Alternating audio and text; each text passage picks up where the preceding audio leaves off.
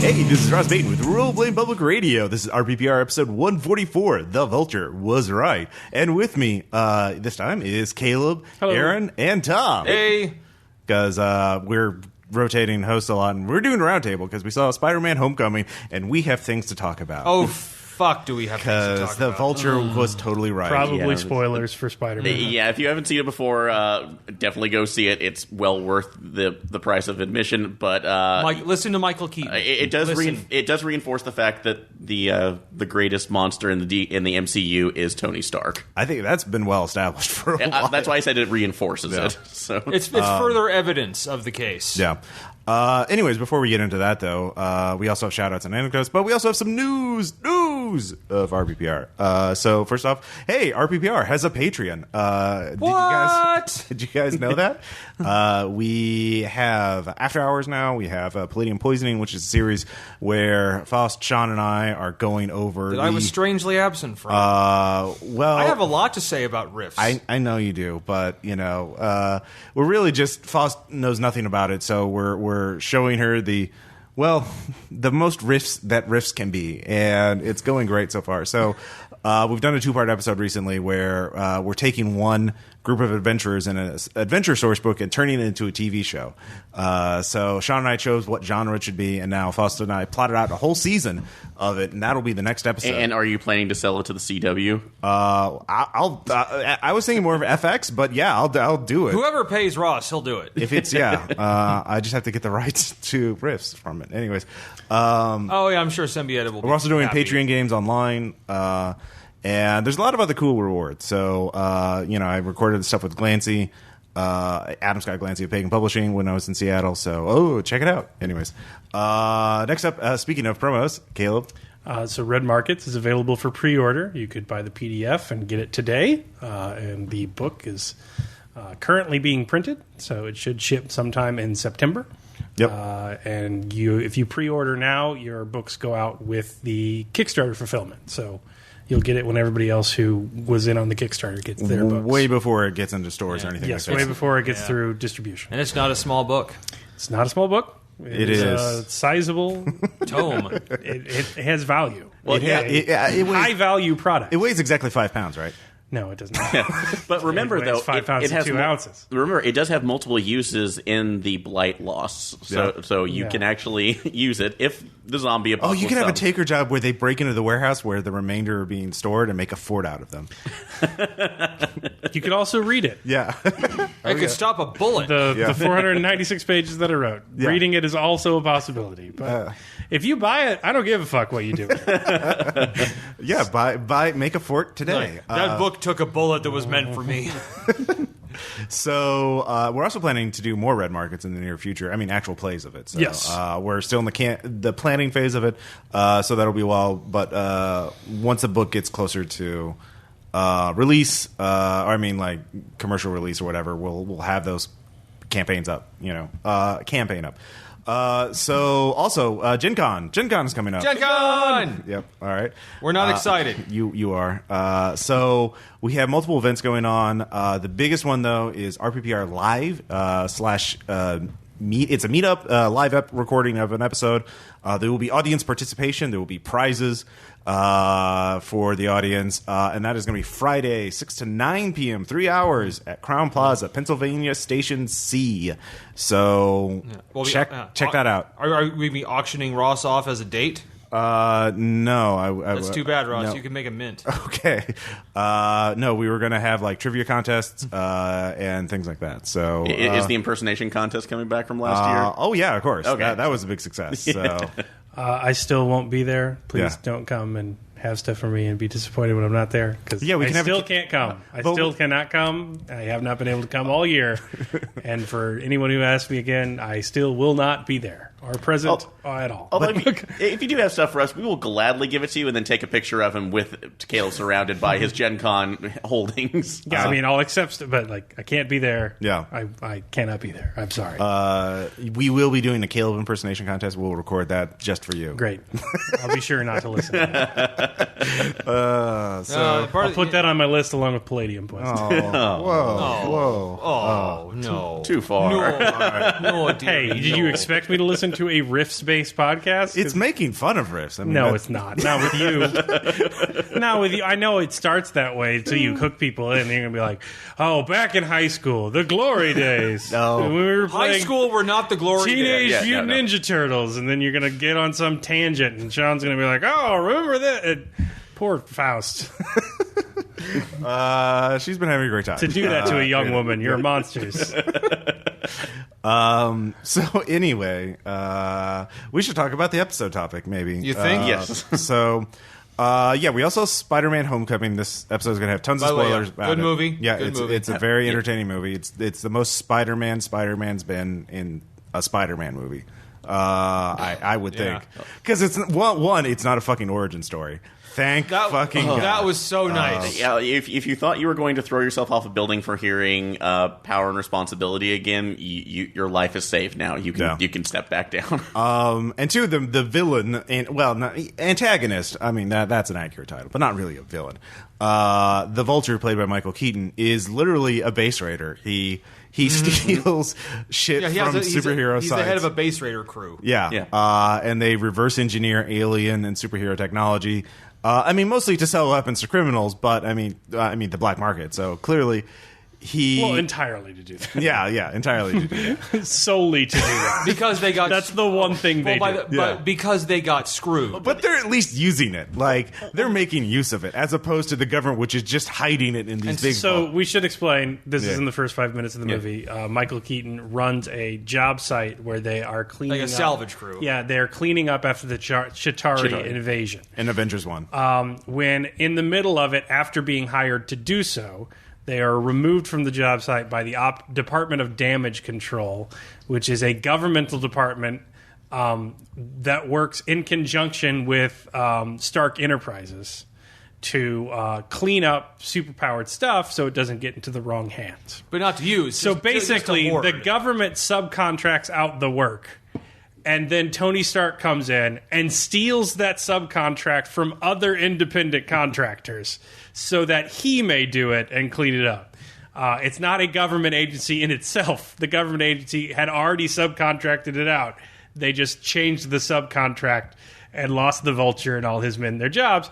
At which point, they're just like conscientious construction workers breaking up, Chitauri monsters. And that's when they decide to become, weapon dealing criminals when they get their entire livelihood stolen out from underneath them because Tony Stark needed another contract. And it was funny because there wasn't any other kind of offer of like, hey, here's some sort of severance from the government saying like, sorry about this, we'll see if we can get you another work. There wasn't, hey, do you want to become part of Stark contracting? There are rules to follow, but blah blah blah. It's just Tyne Daly wandering out, going throwing my shit now. So he's essentially having the base rating ethos, the premise of my game, and he is portrayed as the antagonist. But on the other hand, the so-called hero mentor figure Tony Stark is literally the greatest threat to human life in the Marvel Cinematic Universe, and he's wildly irresponsible in the movie Spider-Man: Homecoming. I mean, so I think it's kind of using this movie as a metaphor, a lens to look at morality in your own superhero game, like what is moral and what is immoral. So in Spider-Man: Homecoming, they really focus on the idea that hierarchy in the status quo is inherently moral, regardless of your personal actions. And whatever you do to advance and protect the hierarchy and social status quo is inherently good. As entertaining as the movie is, the ideology of it is inherently fucked up.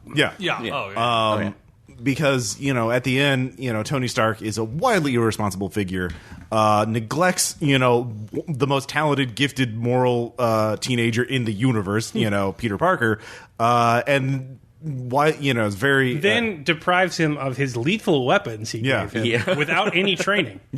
So the suit is actually a lethal kill machine we don't find out till midway through. This strikes me as even more responsible because he gave him a suit that was easily hacked by another high school student to release it from his training protocol.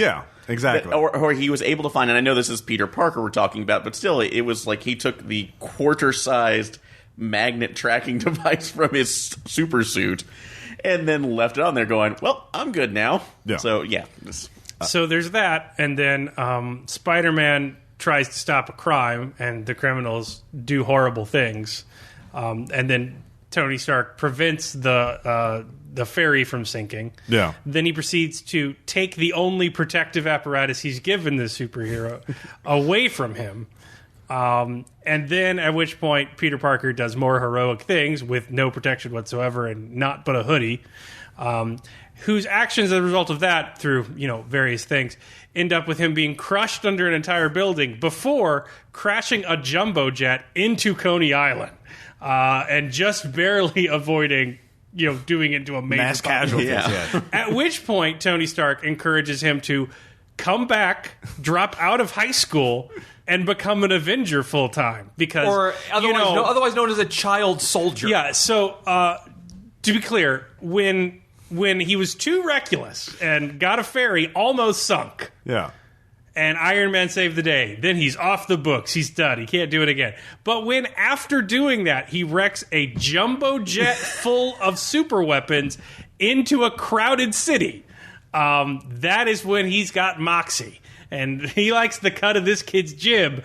And so that's when he gets in with a full ride and a 3-digit salary as an Avenger. Oh, and on top of that, an even more advanced suit that is probably quadruple the lethality rating. Yeah. Well, I mean, and this. Meanwhile, the only people the Vulture is shown as killing or harming is other criminals in his own crew. Yeah. He basically is a burglar. Yeah. He basically just steals super shit. The stakes are not the world is being threatened. Now, he is an arms dealer, and he is not morally good for that regard. It's true.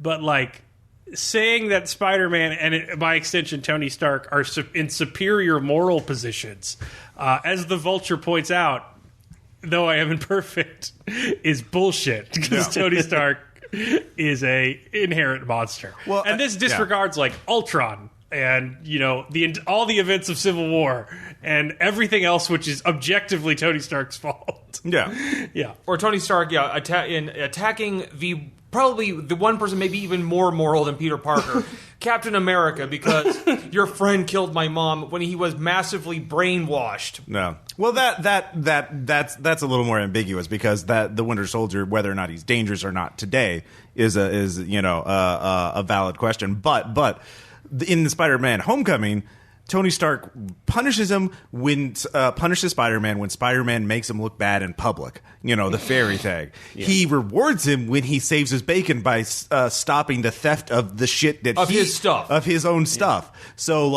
and that clearly shows that Tony Stark's only looking out for number one. He is a sociopath narcissist who doesn't give a shit about any other human. And hit on Peter Parker's aunt. Yeah, exactly. While he's engaged to Pepper Potts, which is why I think that May's eventual. And the spoiler for the end of this one, where she figures out who he is, just punctuating, what the fuck? It's no, that's great, because you realize your nephew has now been in mortal danger and possibly been murdering people. So. Well, so and I think the thing is, the movie writers don't even realize, or I mean, they don't care that their hierarchy, the morality they show in the movie, is not actually moral by, I don't know what I would consider moral.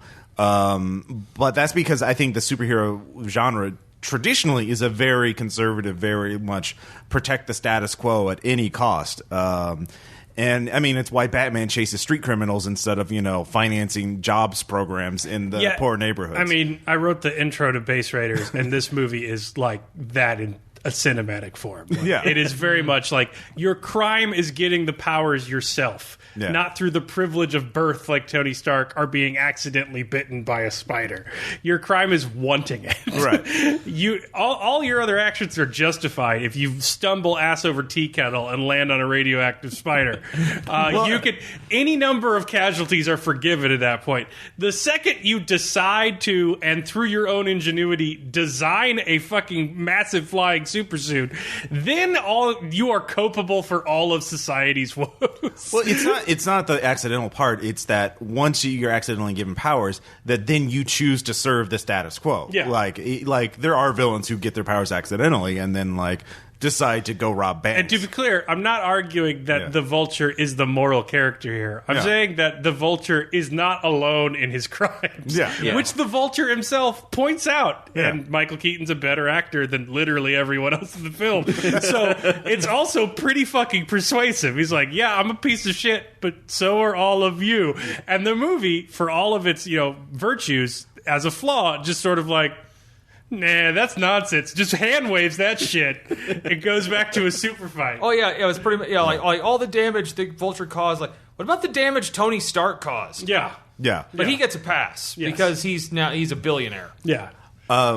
Yeah, they're like, well, what about the collateral damage of those people you sell weapons to? It's like, I don't make them do it. Yeah. I didn't drop a continent on the planet, like Tony Stark, or create the AI that did it, like Tony Stark, or cause a war among superpowered people that tore up multiple cities across the planet, like Tony Stark. Like, he just points out that he's like, yeah, also, he used to be a weapons dealer exactly like I am. Like, Only because he's still a weapons dealer, or did he give that up? He gave that up to go into renewable energy. But he's like, but hey, that except for the Spiderman suit, he gave a 15-year-old with the instant kill mode power. And let's also put into that's like interview the fact of all of his various suits that still have more weaponry than probably any third world country that you'll ever see.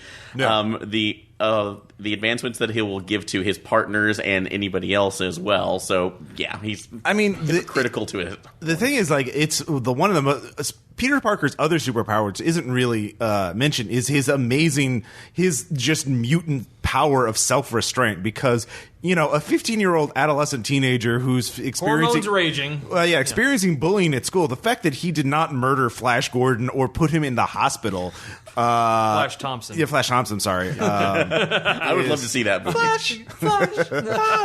It's like how the hell? I mean, he got a little bit of revenge at the end, but like 99%, I don't know, 90% of teenagers. Oh no, I'd have punched a hole through that motherfucker. Yeah. Well, okay, to be fair, also this Flash Thompson, it was more I'm the cool, popular bully who just verbally does, instead of the jock bully who will shove you into a locker. Well, yeah. But I mean, the effect is the same. Like, I mean, Peter Parker he's also incredibly resistant to damage in this movie. Like, he gets bounced around more than the Hulk in the Avengers. Between buildings falling on him, being thrown from various objects. Well, to be clear, for the majority of the movie, he is wearing a highly protective Kevlar weave Stark supersuit. Until, as a result of using it to try and stop crime, Tony Stark takes it away from him, thus encouraging him to go back on the streets with a hoodie and some spandex. And then hang outside of a jumbo jet flying probably 500 miles per hour. Exactly. Yeah. Also, Tony Stark is criminally irresponsible in mentoring that kid, because he didn't even even though he had the spy suit surveillance on the suit, he didn't tell him, oh yeah, I got the FBI guys to arrest them at the ferry. Like, he could have prevented the entire third act of the movie with one phone call. Yeah, but then he'd have to answer the phone, and he didn't want to do that. Oh yeah. But that was even worse because he's delegating through it's like a chauffeur. A subordinate. Yeah, he also had a chauffeur arrange a highly sensitive weapon of mass destruction transport. Yeah. He also, in order to organize, moving out perhaps the most sophisticated technology in the world, of which maybe there's an Infinity Stone in there. We don't know. He got Happy the chauffeur. He delegated that down to him. Onto a plane that can be remotely hacked. Look, we all got justifiably freaked out when Steve Bannon was given security clearance. When Trump's driver is given the nuke codes, which is actually slightly less bad than what Tony Stark actually did, I think we should bat an eye at that. Yeah. I'm just saying. And also, I can't help but notice that, he becomes the father figure to this kid and then leaves him. Yeah. He's doing exactly what Howard Stark did to Tony Stark. So, repeating the cycle, even though he's aware of the cycle, and says, yeah, I should not do that because it was horrible to me. And I hated it so much and it damaged me as a person. But no, I can't, it's totally right. Just, simply saying, it's like, look, I've tracked them to the ferry. Like, I called the FBI. There's agents on board ready to make an arrest. Yeah. He didn't even have to call him. He could have texted him. You know, it's like, hey, thanks. You could have even, it's like, hey, good work on the surveillance. Yeah. FBI's moving in on the arrest. Or, I mean, he's a literal billionaire. He could have hired a team of child therapists and specialist teachers to guide and mold the kid and hone his skills, and also make him not take down crews armed with super weapons. Or immediately, if you wanted to bring him into the fold, saying, all right, we're going to let your aunt know what this is happening because she's your parent. Yeah. She has a right to know. And at the same time, we're going to see you have the finest training in upstate New York. Well, to be fair, though, Peter Parker is probably To be fair, in New Peter York. Parker's in the best magnet school in New York. Oh yeah, he's okay at education. Well, I'm talking. He's also physically safer being in there rather than in the Avengers compound. Yeah, just to be clear, they talk about him being young and scrappy, and they do a lot of scrappy Peter Parker Spider-Man stuff. But him and Aunt May are rich AF. They got money. You see the size of that fucking apartment in New York? Enormous apartment. I don't know what Aunt May does, but it's just one step down from Tony Stark in terms of that level of money. Or at least Uncle Ben had a huge life insurance policy. No shit. He knew he was going to die and invested in it since the day he was born. Or that's that's the new story that May took him out and just is keeping quiet about the whole thing. Yeah, he's going to a expensive magnet school. So the question is, of course, now we've kind of sort of revealed our critique of it. How do you work it? How would you use this in a game?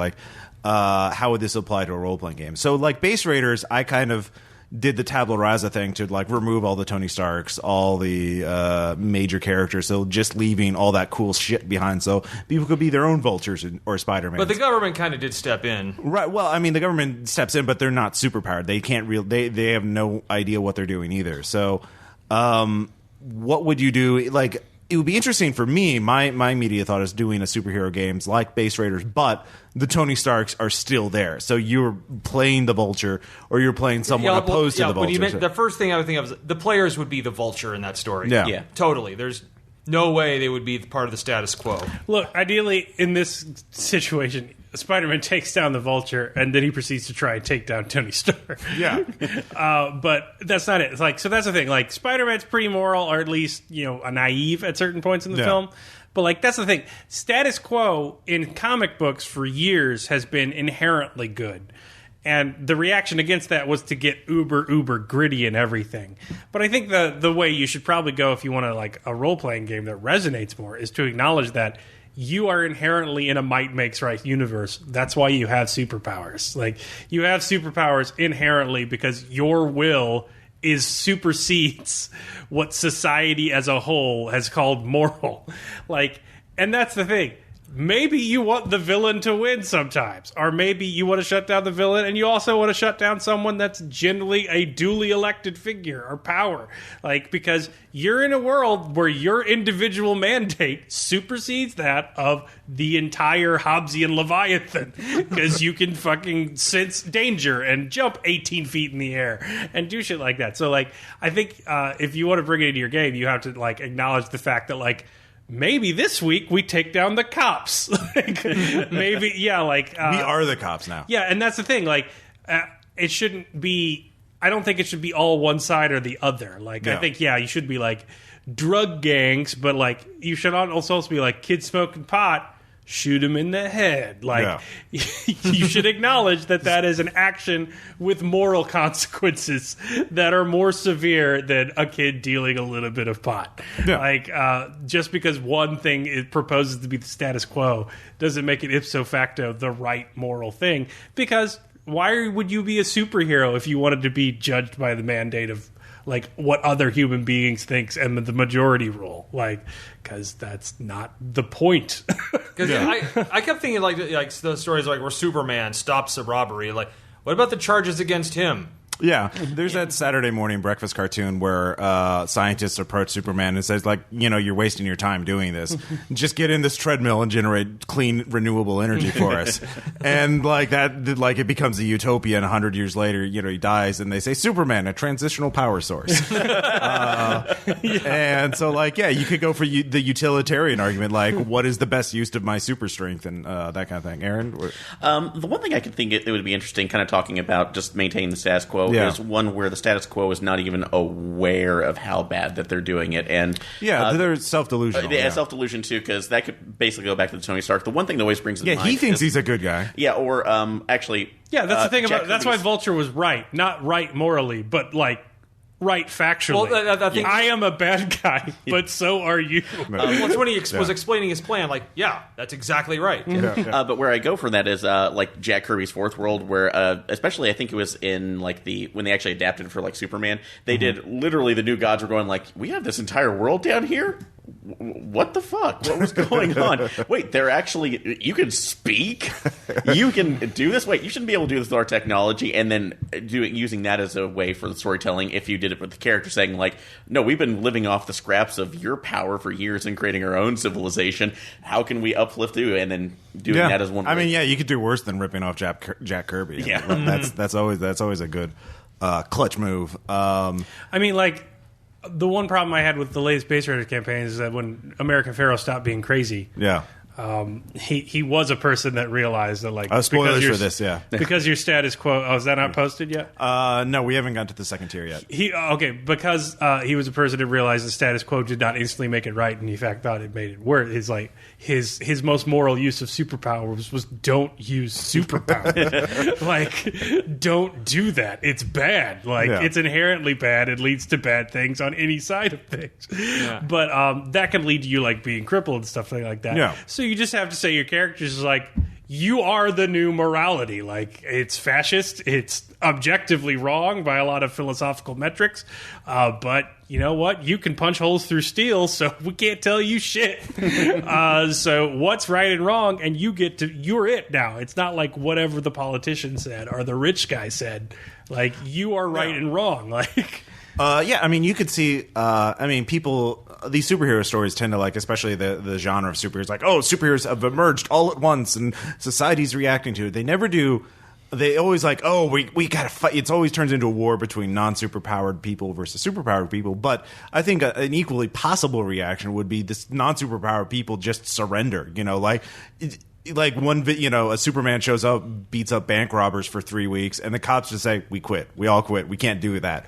We're all demoralized. We're all afraid he's going to turn on us." Or you've got stuff like Black Summer, where like the one of the superheroes just like, I think I should kill the president. Yeah. And because it's morally right, he just floats in and kills the president. Well, actually, and no one can do anything to stop him.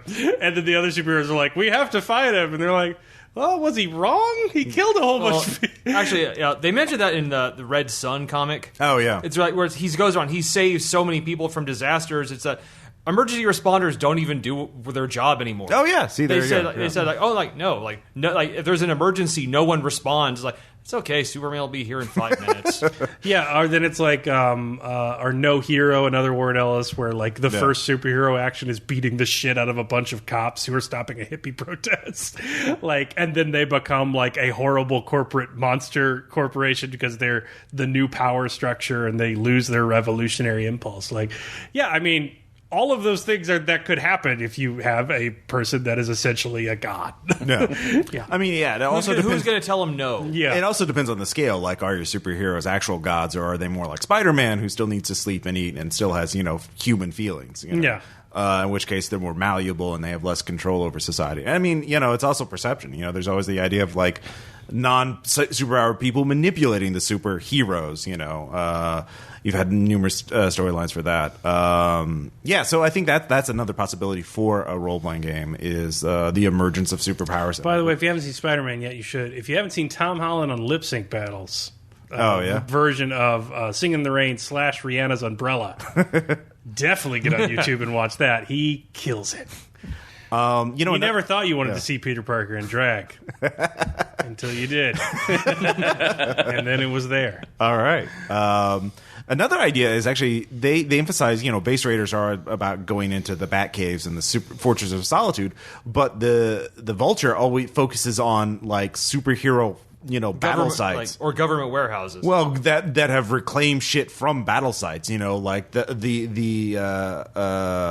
the aftermath of all these massive battles, and I think that could be a whole Base Raiders campaign too, or any just constantly stealing from the EPSA or just like think about all those, like just looking up like, oh yeah, this superhero fought another a supervillain's giant robot in Puget Sound. Let's go diving. The whole movie is basically like, well, that ship full of Kalashnikovs is legal, so let that go through.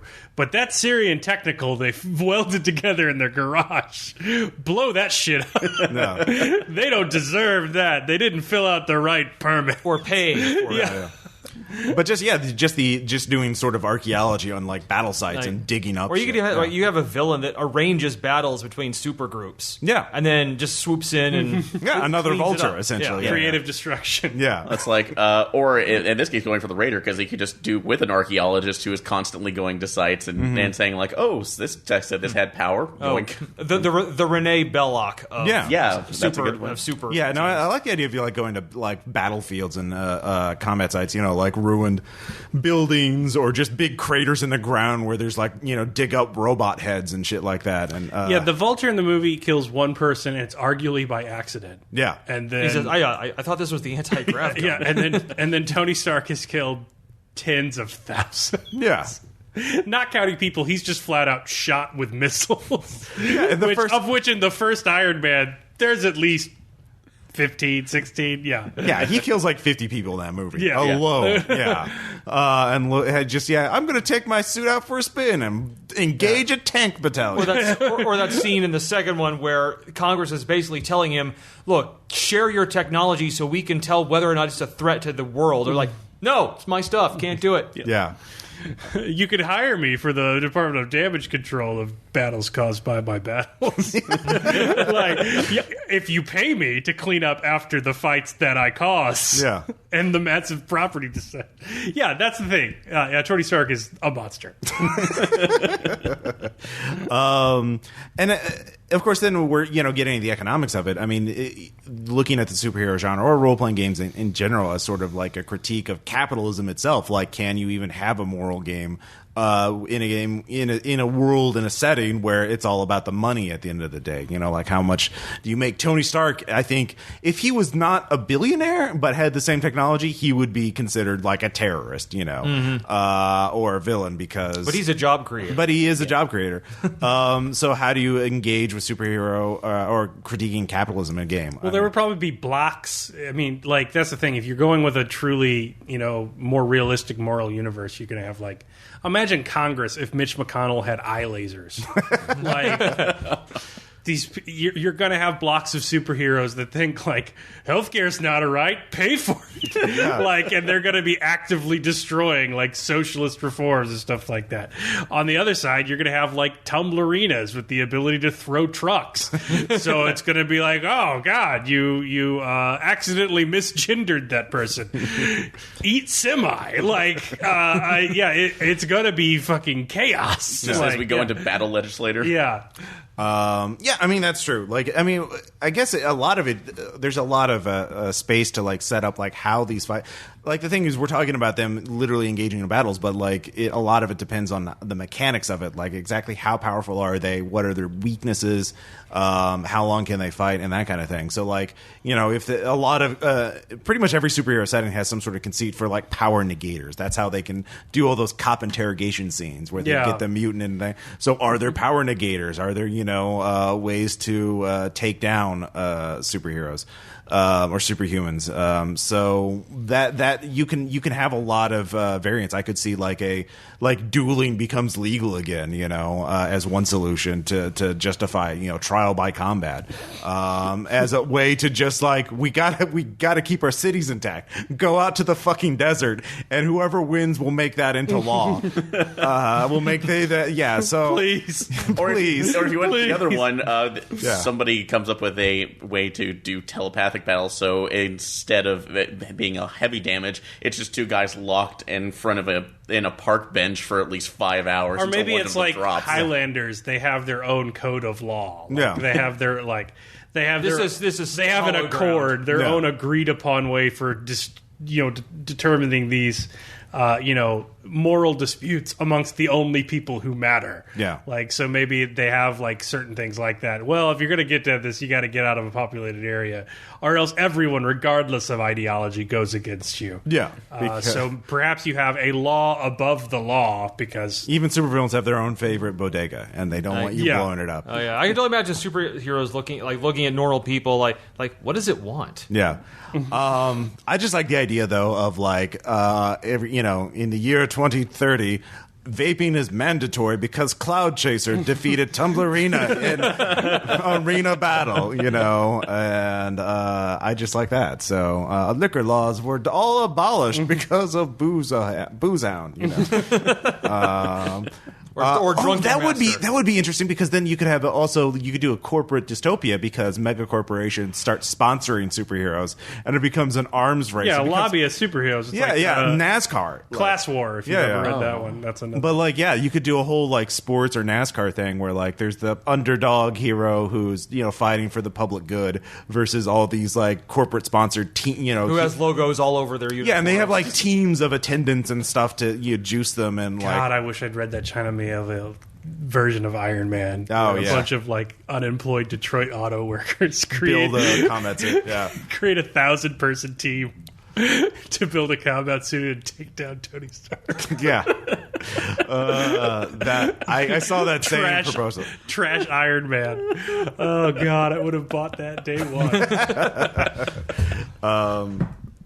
So yeah, there's a lot of space. It's just examining, I think, the inherent morality of what kind of a role-playing game is obviously not real life, so it's sort of thematically you kind of have to have some sort of inherent this is good and this is bad in the setting. Even Red Markets has that, and it's capitalism bad, and here's why. I think it's kind of the summary of it. So, well, probably what would be said that the set status quo again is what causes the least disruption in life, and especially in most of the NPC population that would be willing to go with that too. So, i.e., what the 1% wants. Yeah, I don't know. Would you see an inherent morality in Red Markets? I think it's that capitalism is a lot of the reason that you are bad.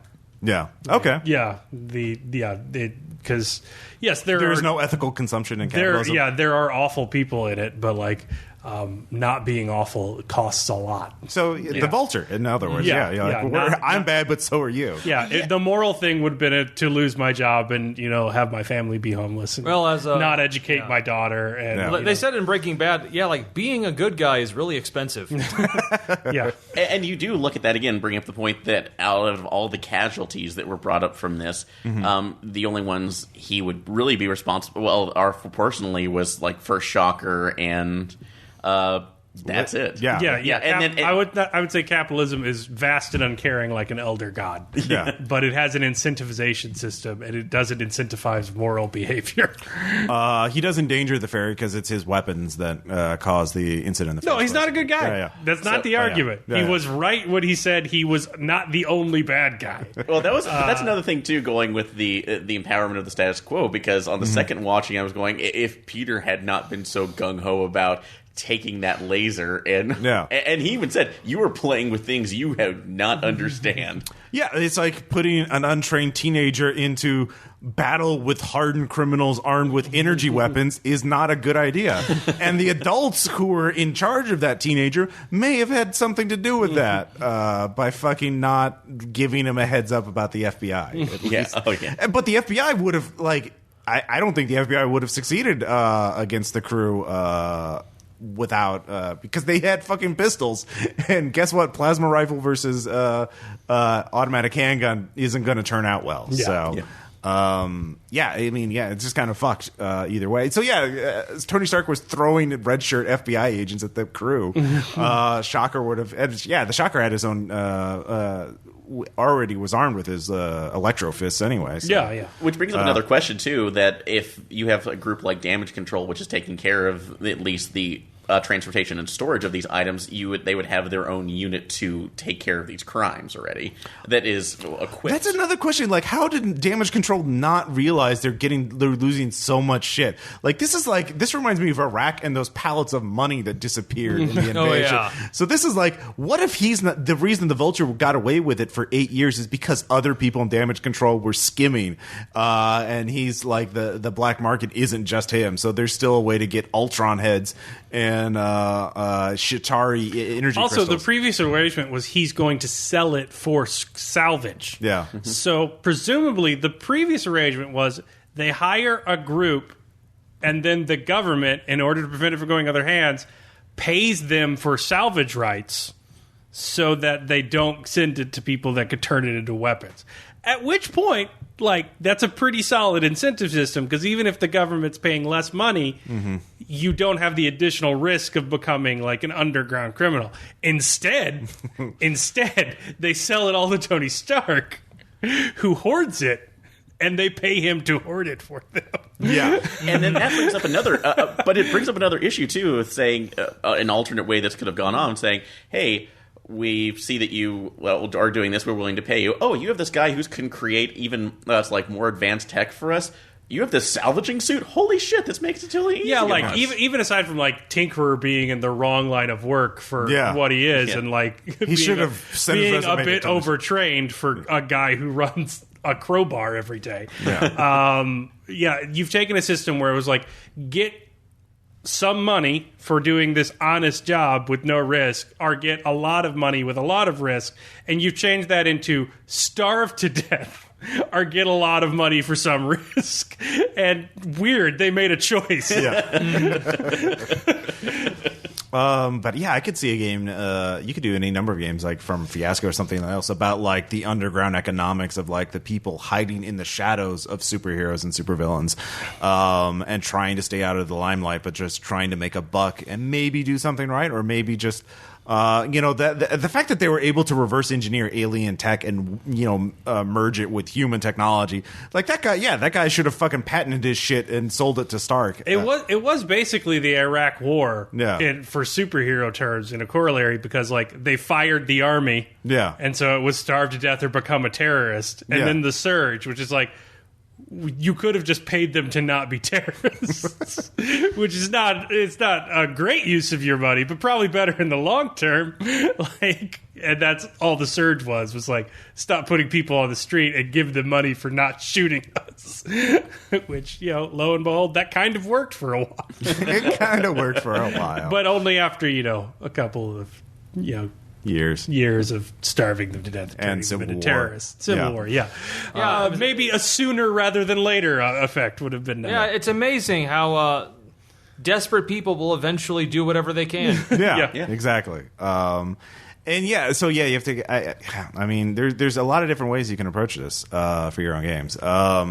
And I kind of like the idea of the damage sites and the living in the shadows of superheroes. I kind of want to do a prequel game to Base Raiders now, of people living up with the ideal shit and like cleaning up after them, because I think that could be fun.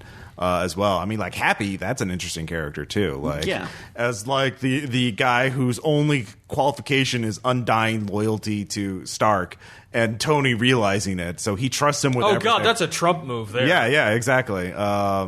And so this guy's totally unqualified to be what he is, and having to deal with, I got to deal with fucking AIs and weapons of mass destruction. And the sheer hypocrisy of that is like, we need to be reined in, guys, for Civil War. It's like, my chauffeur is in charge of national defense now. Because we're going too rogue. We're going to pump Captain America in face, but this guy drove me for a few years, so... give him the Hulk buster. We're literally going to declare the most patriotic, honest soldier in history a terrorist. Also, he's the weak link. If I was fucking Dr. Doom or Hydro, like, why wouldn't I flip Happy? Like, turn him over to my side, mind control him or bribe him or whatever, or replace him with some shapeshifter like that. Yeah, do an immediate link like, you can suggest bad ideas to him. Keep doing it. Yeah, exactly.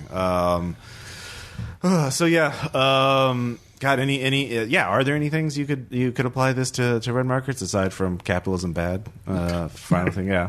No, a bit of a reach for the red markets corollary. Well, I mean, I could see like near future tech. Again, like if you found some crew that found a treasure trove of like cutting edge technology and using it as a power multiplier, you know. Yeah. And I'm not going to say capitalism bad necessarily, but it always exists in a world of material force. And doing those two things together, they're going to corrupt each other like a terrible Reese's.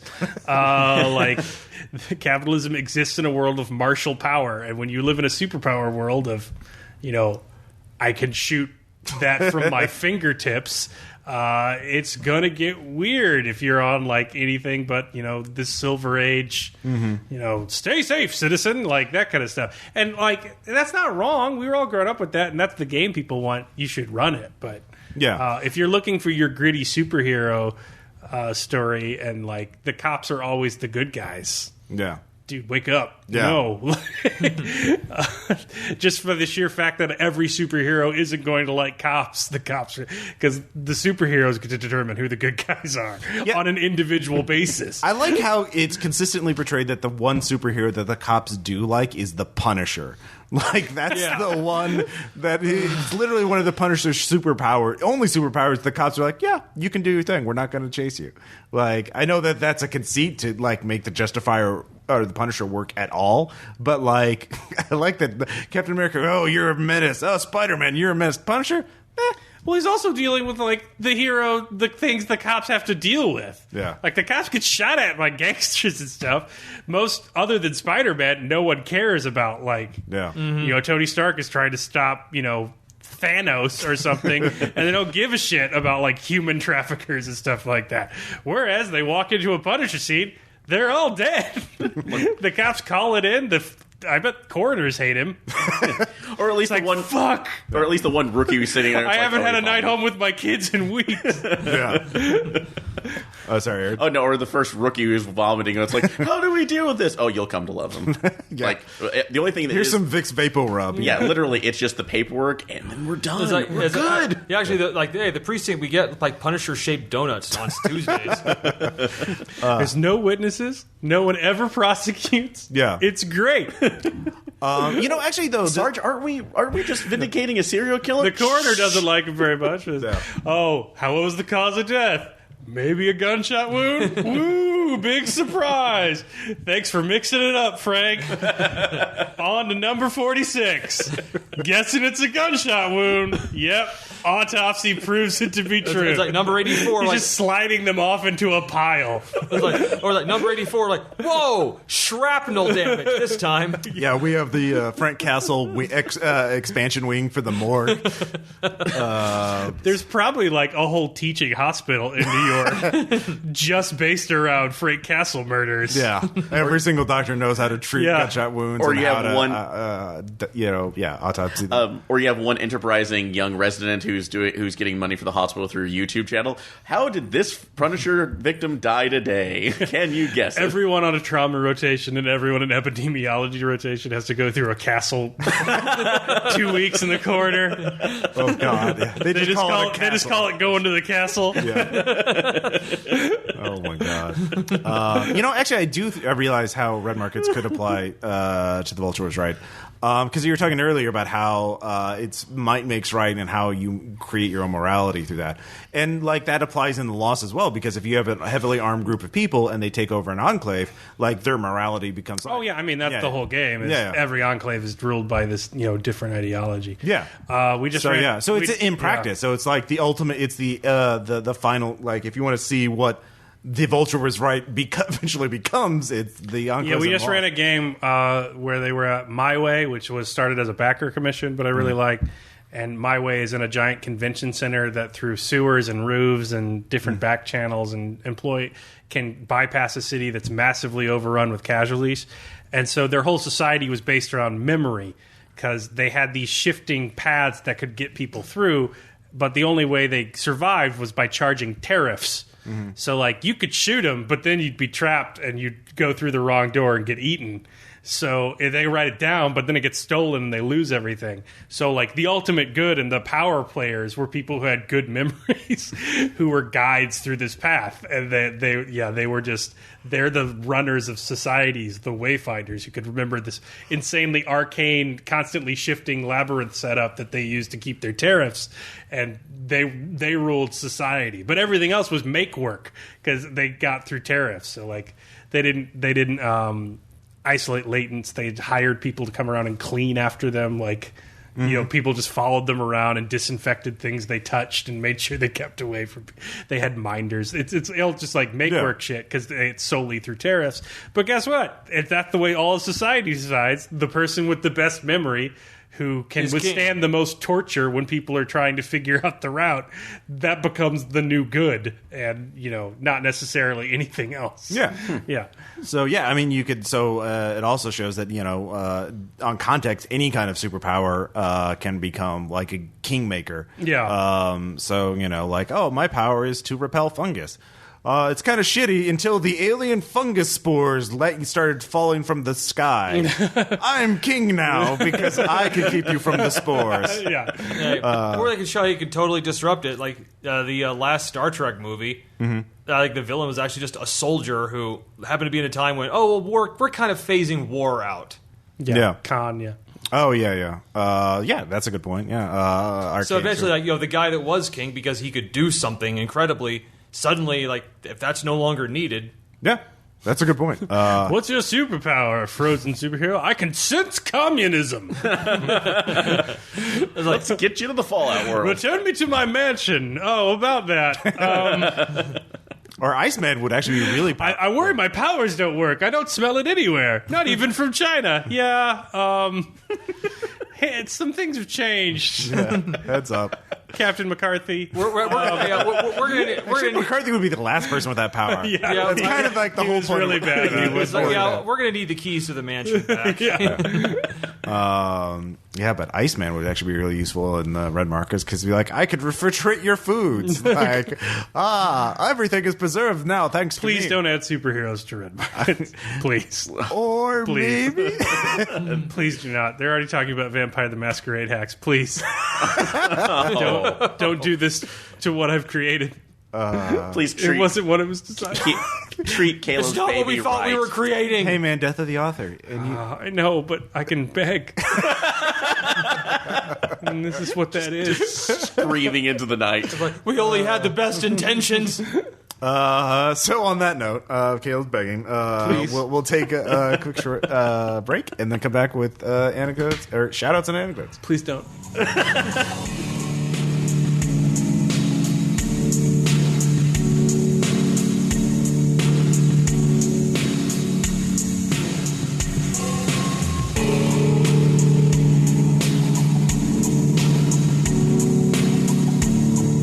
And we're back. And so now we have shout-outs. So first off, I would like to mention a video game I beat last night called The Vanishing of Ethan Carter. I got it on Steam sale. It's a very short game. It's like 3 hours. It's half walking simulator, half puzzle game. You're basically a detective who... Say no more. Tell us. I can move? Yeah. Revolutionary game. Well, it's a very beautiful looking game. Put your seatbelts on. Yeah. It's about a detective who's looking for a missing kid in this sort of very beautiful scenic valley with a dam, and there's several houses to look through and everything, and it's got sort of a Lovecraftian theme, but you find these different places and there's little mysteries to investigate and puzzles to solve. It's a beautiful game. It's got a very interesting story. I liked it, and it's very brief as well. It's like 2 to 4 hours to beat. I 100%ed it in 3 hours. So, but yeah, if you can get it on sale, it's retails normally for $20, which is insane for a 3 hour game, but it always goes on sale for like 80% off or something like that on the Steam sale. So check it out if you can. It's a neat little story. It's like a short story as a video game, but a well written one, and it's again beautiful. It's also available for PS4 and Xbox. So for you console gamers. So it might eventually come to like gold there, like the monthly PS Plus or something. Probably if it hasn't already. Yeah. It's a great game with a great story and makes you think a little bit at the end. My. So anyways, so that's my first shout out. Aaron, you had one. Yeah, I did. So I brought this up too, as anybody knows, I'm a fan of the Karate Punchman of Tokusatsu. So Super Sentai Kamen Rider, and he said words. Sounds. He said words. Words have meaning. Yeah. It's another language, but not going to go with that. It's like they've recently been doing right now is actually setting up some of the older Kamen Rider series, but actually doing it for more of the adult genre. Okay. And they took one of the older series, the fourth one of the old Kamen Rider called Amazons, which is now Amazons with an S, and have modified. Yeah. The language problems continue. Yes. They deliver packages in 2 days or less. They do. So, but the whole basis of this one is that they actually are following kind of a black ops mercenary team that is hunting down monsters that were created by a pharmaceutical company, and what surprised me about this is that it became a little more willing to be violent. It was dealing with monsters who were just killing these outright, and they are outright just saying, well, we can't let this pharmaceutical company go down, so we're going to, because they're our paycheck, so we're going to take them out. And they end up finding two of these, which they can kind of control and use for their own side as monsters. And it's really reminiscent almost of what a Night's Black Agents game is, because half the time they have weapon that's kind of effective against them, but until the actual riders enter the fray, they're more or less at their mercy. So and it really reminded me of the whole thing of Night Black Agents, where again the vampires, you're supposed to fucking avoid them. You do not want to get out, and I've been really surprised by it. So it will be apparently on Amazon Prime's International here in the next couple months. Harpoon guns and lightning. Yes. And apparently bikes. Yeah, and bikes. And bikes. So, all right. To be honest, there's only one bike in there that's like super special. Oh, okay. Just the one then. Yes. So it's BMX Bandit. And gritty espionage. Although, to be honest, to be fair, they've only used it actually for transportation, and everything else has been, trying to tear people in half. So okay. All right. Well, that's the thing. Caleb, you had one? So, Super Hot came out on PSVR. It is everything VR was meant to be. I often wonder why Super Hot exists in a world where you could put graphics on it and it would automatically be the best game I've ever played. But I realized as I played VR is that the mechanic of subjective time passage is so good, you don't even need a theme on top of it. Well, it's an aesthetic. Yeah, whatever. You shoot the red men. And so, yeah, I'm sorry. You can be like, oh, I played Dwarf Fortress blindfolded for my Twitch stream. I'll be with the rest of humanity playing games that don't require me to learn how to code. I'm tired. I'm tired of this middle brow, like, oh, console, please. No, I'm fighting back, and I'm eloquent, motherfuckers. So, Cox. Yeah, deal with it, computer nerds. I can't wait to read the comments on this, meaning that I won't. So. Anyway, we did Super Hot VR. It's as cool as I've ever felt doing anything ever. Now, I know that objectively, were I watching a screen of myself playing it, I would have looked like a spastic idiot. But when you're playing the VR, it's registering your whole body, and you physically are having to dodge bullets. It is like the coolest feeling ever. Also, on the VR thing, you can now dual wield, which is amazing. I was playing it over at Spencer's. I had two guys running at me in front with guns and two guys on the side of me with shotguns to either side of my head, and I kept losing. The way I won it is I grabbed two glasses from the table, simultaneously threw them into the guys on the side faces, caught their shotguns in midair, shot the dudes in front of me, then ducked their bullets, and then no-look shot the guys to the side of me before dropping both shotguns, and I felt like John fucking Wick. And it was the most fun I've ever had playing a video game. Also, if I owned a VR headset and could play it every day, I think I might actually lose weight because it's exhausting. It is sweaty work because it recognizes your whole body. So you're like lifting up a leg to get over a bullet and twisting yourself around and dodging and going up and down. So it is a lot of fun. If you have any kind of PSVR, I cannot recommend downloading it high enough. Is it John Wick aerobics? Yes. So it's actually like registering from the camera. Yeah, the camera's registering you and your body. So like you have to, if it's coming towards your head, you have to physically duck. You can't play it sitting down or anything like that.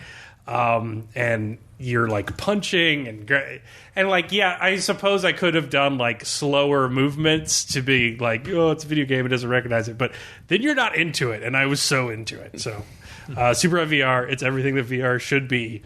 If they ever make a game like Super Hot with actual like Max Payne graphics, I will never need to play anything else ever again. Yeah. That's probably going to be the next Max Payne game. Tom, you had a shout-out. Yeah, it's also another game. Okay. Mine's not nearly as action-packed as that, but I've been playing the shit out of it, Banished. Banished. Oh, about the medieval town. Yeah, and I love sim games and things like that. It's like he was like, yeah, guns, and drop the guns, shotguns, yeah. And I'm like, well, so I'm going to build my village and like carefully arrange the buildings because here. I am their god, and they shall do as I say. Well, the thing about the game, it's punishingly difficult. Yeah, I've heard that. It is like because you're like, it's like okay, just start to cut down some trees, and then winter's coming already. Like okay, well I chopped down. How much goddamn firewood do you need? And like so, like okay, like I think I should how are you out of food? I found myself saying life in the Middle Ages was hard. Yeah, I find myself screaming at my imaginary villagers like how can you eat so much shit? Trust me, I've heard it from my office. So you should stream that. That sounds amazing. Or it's like your clothes are wearing out already. Like an angry Jewish grandmother as God, like. Well, except I determined their every move. Bubsy, why are you dying? Your brother never runs out of food. He's a doctor. Why is the corn full of weevils? We never asked for this. Especially if you start on hard difficulty. Okay, well that was a choice. Well, you only start with a cart of the few supplies you brought with you. Yeah, and no buildings. So you have to immediately start building houses. And winter can hit, and you could be like, I've lost an entire town. Just winter hit, and everyone died before a house could be built. That's fucking quick. Do you just start on like September 30th, and it's like, all right, winter? Sometimes it's random. I think sometimes it's random, but so it's mathematically impossible. Everyone was dead. Oh, I'm sorry, except for one 2-year-old. Oh. Who he survived the longest of anyone, but it was just like 4 incomplete houses with no roofs. Oh my god. Because apparently they were so busy building the houses that they didn't we don't have enough firewood. And also it doesn't matter because we have no roofs on our house, so the heat just goes right out the top.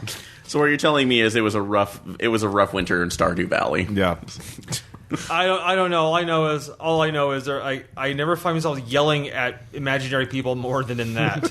Because also you don't start with any kind of seeds you can plant, so the only food you can get is hunting and gathering until you've built your town up enough to finally build a gigantic trading post dock where you can start maybe importing some seeds. But by that point, you have to have 5 times the people you start with to even man it properly. Nice. So farming isn't even an option until later in the game. And eventually, you really sold the game on me, Tom. I have to say, yeah, it sounds great. Anyway, I literally stop dying. I really do want to see you stream it, though. All right, yeah. All right, yeah. I'll see if I can. Speaking of things that are hard, I've been reading a manga called Ichi F. Which is a autobiography of a worker at the Fukushima site, and it's a very procedural focused, where it's all about Like it doesn't really, it mentions, the morality and the ethics of the whole, oh my God, nuclear power, we're all going to die. But no, it's primarily focused on what they have to do to work, like what kind of jobs they have to do, and the procedures they have to go through just to get on the site, and put on the first layer of protective clothing. Then when you get to the site, remove your shoe coverings and put on the second layer of clothing, and then duct tape this so that your mask is forms a seal, so you can't scratch your nose for the next 2 hours, because you can only work an hour a day at the hot sites, before you hit your daily radiation dosage, and you get 20 millisieverts of exposure a year. And you get through 1.8 in an hour there, so you can only work 20 days there at most per year. But it's fascinating because he goes through not just that, but the rest stops area where workers get food and water and stuff like that. And he talks about the co-workers, and just it took him a year to get a job there because he wasn't a local and he had to apply for it. And there are all these multiple layers of contractors. It's 6 contractors between him and TEPCO, the primary, the company that actually had the power plant. And it's interesting. I kind of want to run games now set in radiation sites. So put on your second layer of survival clothing. Make a roll. Make a roll. Did you remember this? Roll to avoid heat stroke. Or roll preparedness. Yeah, exactly. So it's pretty fascinating. Let's see here. Caleb, you had another shout out? So on Dennis Detweiler's recommendation, I watched a film called A Dark Song. Yeah. It's very good. It's like the first 30 minutes of Kill List, the weirdly abusive, horrible domestic scenario. Yeah. For the whole movie. Oh. With the occult stuff added in. Nice. So it's not it doesn't shift gears. It's weirdly domestic and also occult the entire time. The basic premise is a woman, for reasons I will let you discover in the film, wants to do a ritual that takes 6 months to enact. And so it is the act of her hiring a sorcerer, cultist, wizard, whatever you want his name is, but he's a weird Cockney guy, to live with her and enact the ritual and teach her how to do it. And then it's the 6 months of the ritual, and it's dark and terrifying and gross and weird. I do not think the film stuck the landing. I think the ending is pretty eye-roll worthy, but the film before it is deeply uncomfortable and effed up, and really great Unknown Armies or Call of Cthulhu fodder. So. I like the idea of a 6-month ritual. That's an interesting thing, because almost always in RPGs they're a couple hours at most. Oh no, it's you have to live it. She goes, he's you need to go buy these things, and it's 6 months of food, and why? It's we can't leave once it's started. It's once I seal the circle, you can't leave under any circumstances. Yeah. So they're basically just locked in this house doing weird occult shit 24 hours a day. Yeah. And it's dark and weird and terrifying in ways that, Lovecraft would shy from, because it's weirdly domestic at points, and there's ritual sex, and it's totally effed up and horrible from front to back, like a real cultist, and not Lovecraft would be oh, women have boobs, it was undescribable, language fails to convey the horror I felt upon seeing it. It doesn't do that like the best of modern Lovecraft stuff. It acknowledges that people exist. Yep. Yeah. So.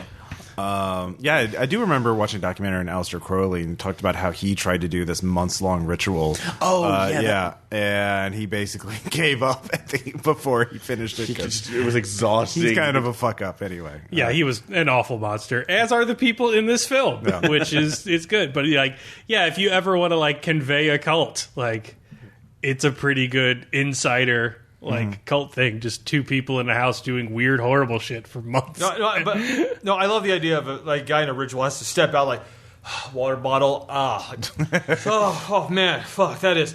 I've been having sex for 18 hours straight, bro. I don't want to ruin anything about the film, but every part of it's bad. Yeah. Except, I don't think it sticks the landing. All right. I'll still go see it though. The ending's pretty. Is it on Netflix? I rented it. Okay. I rented it on PS Now. Okay. I would like to mention another horror film.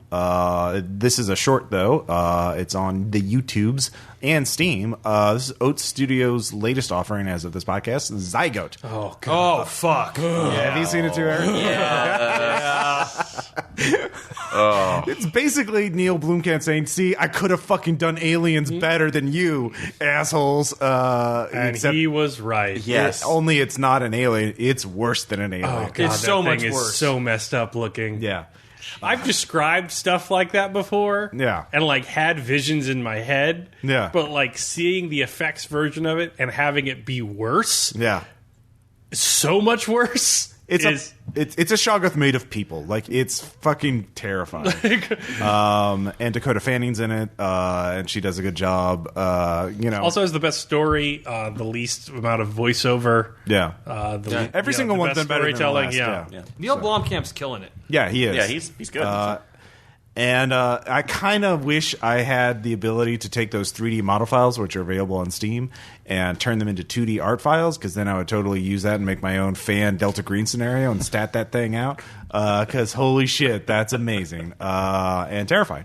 So, yeah, because the whole business model is about selling essentially DLC. Yeah, I'm pretty sure Gen Con is going to, like every other horror game is going to have like a still frame of that thing. Yeah, it's this or a GIF. It's this. Let's see here. You had another one.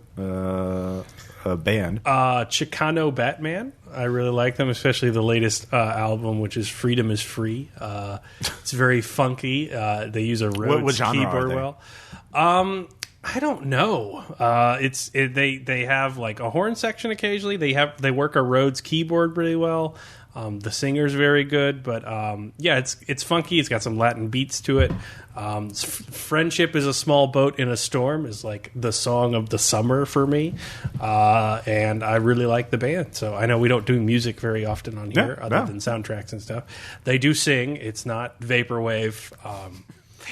They have melodies and harmonies occasionally, and the songs do end and are not 20 minutes long. So I know it's not typical for an RPPR music recommendation, but Why do I feel like me being so low class and a filthy console gamer, this is what me and my fellow melodied friends on the street are listening to. Wait, they're not sampling 25,000 different random noises. They actually have instruments. God, everyone's just throwing shit. I don't know, man. I'm sensing some subtext here. Yeah, there is a bit rude, I feel. Finally, I got, let's see here, a couple more, real quick. One is Scarecrow Video in Seattle. I went there. Oh my God, it's amazing. It's a video rental store that has not only DVDs, Blu-rays, but VHS tapes and PAL VHS tapes, and like they have like sections for like Algerian movies, and like they have a Bigfoot section of horror movies. They even have my parents made a movie called Copperhead in the early '80s. You could check out a VHS of it. Copperhead. Yes. Adam Scott Glancy swears by it. I was converted to it when I went there. It's amazing. So if you live in the Seattle area and you haven't done the movie you found there yet? Is a shout out? Copperhead? No, the thing you made me watch. Oh, The Seventh Curse. Yeah. Okay. Yeah, The Seventh Curse is directed by the same man who did The Story of Ricky, and it's basically a pulp Cthulhu game as a 1980s Hong Kong bit of insanity. Lots of actors, very low safety thresholds for stunts. People probably died. Chow Yun-Fat has a rocket launcher at one point. Yeah. Which is standard equipment for professors.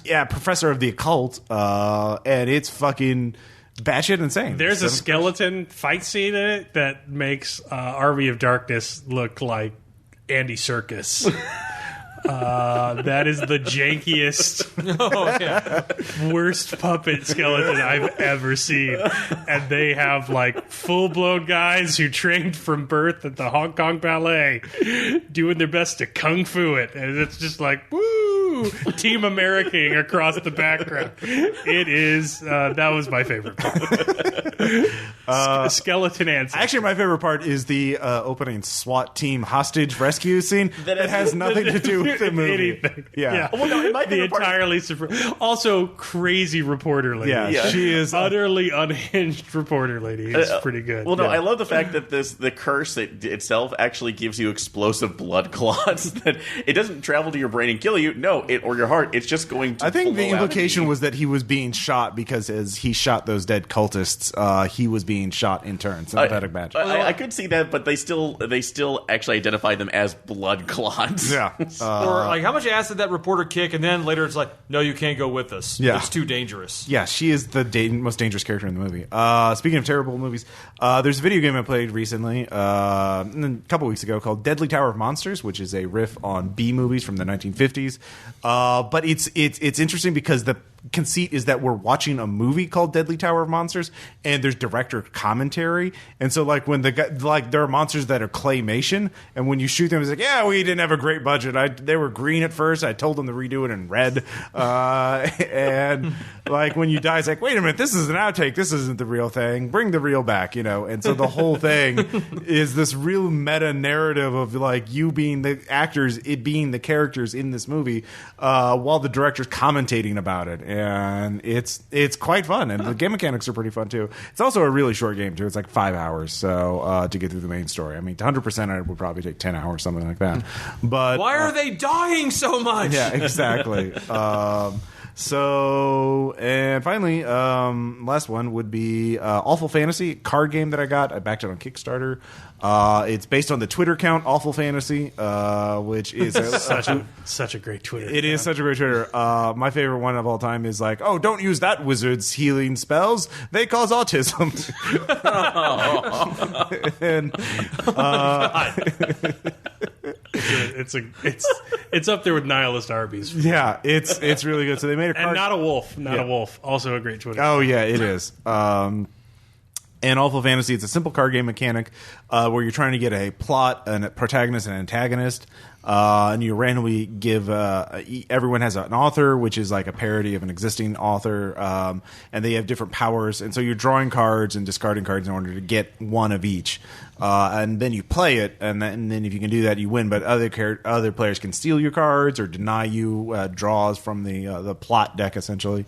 So yeah, it's quite fun. So we play games and have fun. I tried it out in Seattle, and we'll break it out at some point. Maybe I'll bring it for Gen Con. Yeah. So because it can have up to 6 players. Is Gen Con coming up? Gen Con is coming up. Gen Con! August 16th. I won't be there. I know. But finally, we have anecdotes. So yeah, in Seattle, I ran Red Market's The Tourist twice. Once for M. Scott Glancy, Peter, Micah, and Faust, and that's on the RPPR actual play site. But I also ran it again for Jeff Barber and 5 other people at Go Play Northwest. And I've been there before. Yeah, and so they chose a job which was getting tree clippings from the inner courtyard of this high-tech campus, The Tourist. Because it was an exotic tree, and they wanted to be able to, have this rare apple strain brought back to the recession. And they knew that the complication, because they'd spent a lot of time doing research, they knew the complication was that the inner courtyard was landmined. And so they get to the site, they deal some legs, and they're doing okay. They crit failed twice during their negotiation, so they're getting like 8 bounty per taker. But so far so good. But Jeff Barber, designer of Blue Planet and Upwind, it's like they find their entrance in the inner courtyard, and he fails his awareness check. And he's like, so do you want to spend a willpower or use a reference? I'm like, nah, let's just see what happens. Which is always the best answer. It really was. Good role playing. It was great role playing by Jeff, because he took 9 killing and 9 stun to the chest from the claymore, and like one player lost his leg. I don't think it was obliterated, but it was not a working leg anymore. Yeah. And of course that awoke, because the claymore mine awoke a bunch of casualties. Yeah. So the rest of the job was real interesting, as they had to deal, because other taker groups were on the site, and they were not really happy with the players waking up all those zombies. So that was a great moment. It was just like, yeah, let's just see. How bad can one failure be? I just ran a game for technical difficulties. Yeah. And like they did not do great during negotiations, so they kept sticking their head into every leg they could find to try and get ancillary bounty, and they got some. But like the entire game, Ethan's like, I haven't made my upkeep yet. I'm like, what the hell's your upkeep? He's like, 18. And I'm like, for everything? No, that's gear. What the fuck was he carrying? What are you doing? If I like, and it was a one shot, but I'm like, dude, if we were playing a campaign, you were my crew, I'd make sure you had an accident. Like, you'd be. He's like, I got a drunkie and I got this, and I was like, man, you made it through this adventure, and around 3 adventures from now, you guys would all be destitute because, damn, that's a lot of stuff. Jesus, He was basically carrying a Best Buy with him through the apocalypse. Yeah, I need an extra pair of Ubix specs in case my first Ubix specs break. Yeah, redundancies are always needed. And also recently, Aaron and I have been playing Conflict 47. Yes. We were playing Jason from the Armitage Files group and Renee. We've been playing with them. We started a 2v2 game last night. Yeah, it was a little. There's like 48 units on the board, so it takes a while to get through a turn. But the highlight of the match so far has been we're actually doing random allies. So it's me, I'm Germany, and Jason's the USA, and we're allies in this fight versus the Japanese and the British. How'd that happen? Well, Jason has a backstory. Random rules, so. There's a backstory that justifies, and it's a weird. There's also fucking zombies in this game, so it's like realism and giant robots. So, robots and werewolves and there's realism, not so much of a factor. And Hans. Yeah. Aaron has a fucking bounty on the head of my poor truck driver who just drives a truck to drop off zombies to the front. Okay, this needs to be its own subject for another After Hours. All I will say about it is that every time we have played, he has either become a massive nuisance or has wrecked my shit in inadvertent ways. He must die. He's just an unarmed truck driver. He's a man trying to make a living. Yeah. That's the next shark he wants to stab. Yeah, apparently. So it's a target. He goes after it. So last night, I sent Hans to the Japanese side of the board, not the British side. So he drops off a unit of zombies, and they march out to engage Japanese infantry. And the way that works is the zombies and the Japanese infantry have rules that make sure that once they get stuck in hand-to-hand combat, neither one side will retreat. They either fight to the death. They fight to the death. Like, it's victory or death for both sides. So it's 12 zombies versus 8 Japanese soldiers, and like their sergeant with a katana. And it's like at the end of all this rolling, we just keep rolling and rolling until like there's literally everyone dies except for the sergeant with the katana. There's like 19 corpses around this guy, and he's just by himself. He's got a pistol and a katana, but he's like, "Banzai, I won!" So he does it like all of his friends are dead, and he can't do much on his own. That's a Pyrrhic victory. But yeah, exactly. But it was quite the match. Oh, it was. But there were a lot of entertaining things about that. Also, for the fact that we tried to do 3 artillery strikes. I dropped artillery on Aaron's unit of robots, and then Aaron decided to drop an artillery strike right next to his own robots to take out a mech that Jason had. And the mech blew up before the artillery strike came in. So Aaron's possibly going to blow up his own mechs or robots with an artillery strike. Well, all these two might because they were already taken out as well. So Sean, danger close. Yeah. Sean told me he played that too. We've done multiple games of it so far. And he said it's like, I'm gonna fire all my artillery at this one guy that can call in airstrikes. Yeah.